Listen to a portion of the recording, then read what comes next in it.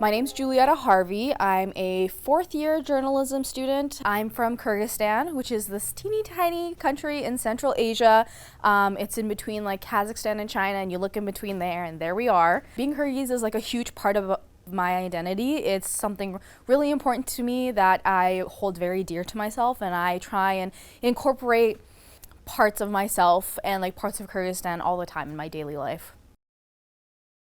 Population of Kyrgyzstan, when I last checked, was 6.8 million, so quite small. As for the culture, it is a more Islamic country. We are nomads in Kyrgyzstan. It's right in the middle of the Silk Road, so it's a huge crossover from a lot of different countries. So there's always elements in the culture where we can relate to pretty much everyone, you know? When it comes down to the food, when it comes down to traditions and customs and things like that, you can definitely see like a lot of familiarities between all the stands and Turkey, a lot of like Soviet influence as well. Kyrgyzstan used to be a part of the Soviet Union, so there's a lot of Russian influence.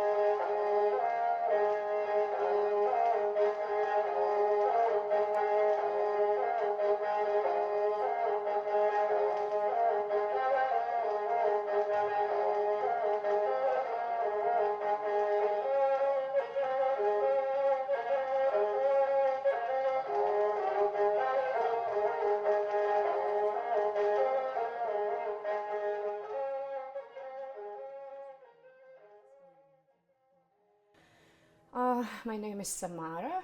I was born in when it was still Soviet Union. I grew up with lots of Russian influence.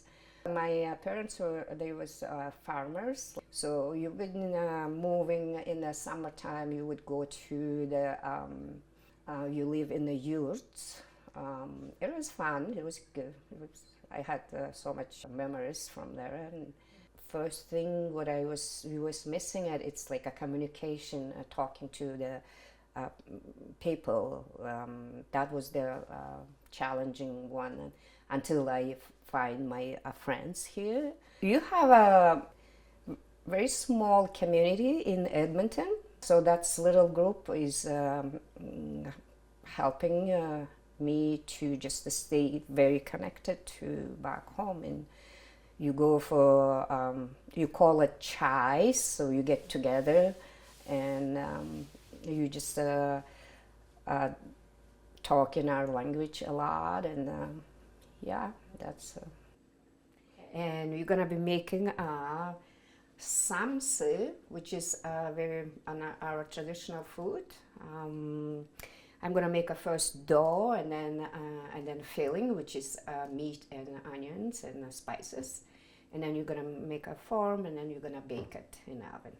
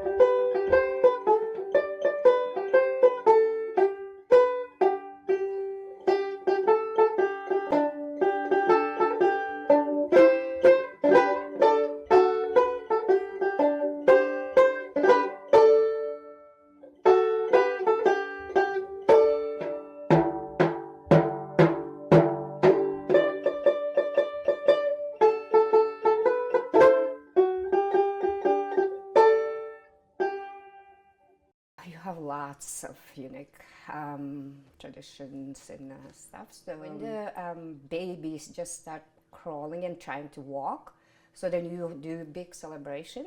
You go outside, all the guests and the baby, and then you put baby onto the chair, and then you tie up with that the rope, which is white and black, which is so bad and good goes with the person always. So, and wishing the bright future and good stuffs for the baby. One of my son's wife is from Kyrgyzstan, so that family carries that traditions. Right now, with me, there is no challenges. I just have to tell what you need to do, what you not.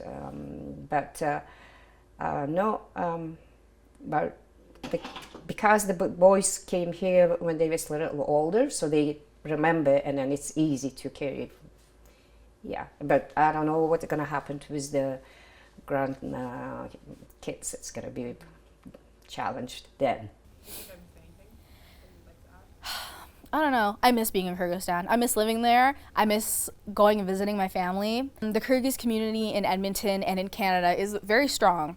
So every year we have picnics. Every year we have New Year's parties or things like that.